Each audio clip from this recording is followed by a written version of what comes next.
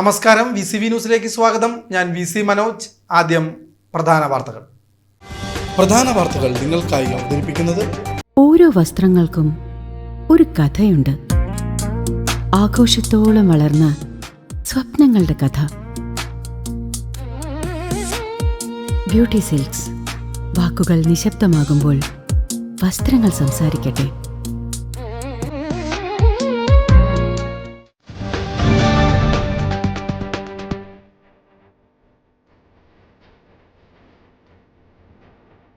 മുണ്ടത്തിക്കോട് സ്ഫോടന സ്ഥലത്ത് തുടരുന്ന തെരച്ചിലിൽ വെള്ളിയാഴ്ച കൂടുതൽ ശരീരഭാഗങ്ങൾ കണ്ടെത്തി.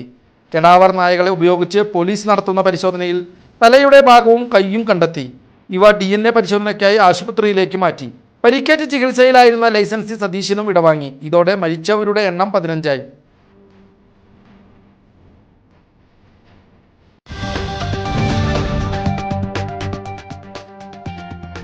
മുണ്ടത്തിക്കോട് വെടിക്കെട്ട് ദുരന്തഭൂമിയിൽ വെള്ളിയാഴ്ചയും തിരച്ചിൽ നടപടികൾ ഊർജിതമായി തുടരുകയാണെന്നും ഏകോപിതമായ സർക്കാർ ഇടപെടലുകൾ ആഘാതം കുറയ്ക്കാൻ സഹായിച്ചുവെന്നും സേവ്യർ ചിറ്റലപ്പള്ളി MLA.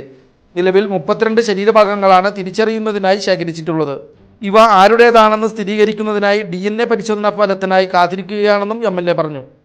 തകർന്ന വീടുകളുടെയും സ്ഥാപനങ്ങളുടെയും നാശനഷ്ടങ്ങൾ വിലയിരുത്തുന്ന നടപടികൾ വേഗത്തിലാണെന്നും സേവ്യർ ചിറ്റലപ്പള്ളി.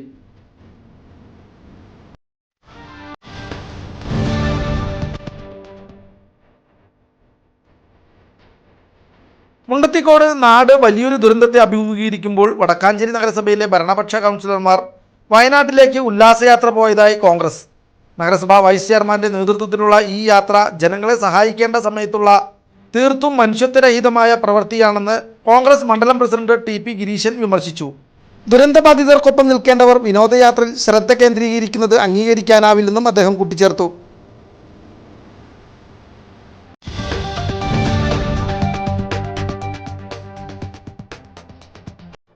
മുങ്ങിമരണങ്ങൾ വർദ്ധിക്കുന്ന സാഹചര്യത്തിൽ എല്ലാവർക്കും സൗജന്യ നീന്തൽ പരിശീലനം നൽകി മാതൃകയാവുകയാണ് പട്ടാമ്പി കൊടല്ലൂർ സ്വദേശിയായ അക്ബർ. കൊടല്ലൂർ പെരിക്കാട്ടുകുളത്തിൽ 3 വയസ്സ് മുതലുള്ള കുട്ടികൾക്കും മുതിർന്നവർക്കുമായി കഴിഞ്ഞ 4 വർഷമായി അക്ബർ ഈ വേനൽക്കാല പരിശീലനം നടത്തിവരുന്നു. സുരക്ഷാ ക്രമീകരണങ്ങളോടെ സൗജന്യമായി നൽകുന്ന ഈ സേവനത്തിന് നിലവിൽ 50ലേറെ പേരാണ് ഗുണഭോക്താക്കളായി എത്തുന്നത്.